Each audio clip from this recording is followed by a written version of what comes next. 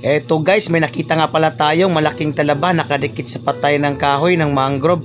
O ayan, napakalaki talaga nito guys at grabe, nag-iisa lang. At nung ating binuksan guys, ito gamit na po ang ating kutsilyo. Kaya dandahan na po natin, baka mabalit ng kutsilyo natin. At nung binuksan natin guys, grabe, napakalaki talaga ng laman.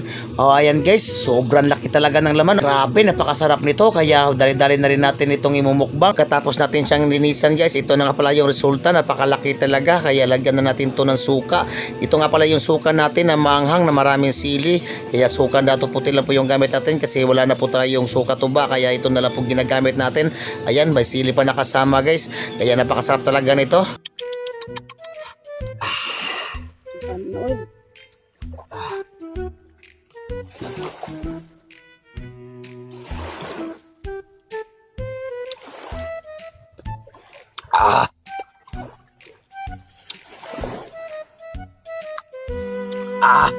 Grabe.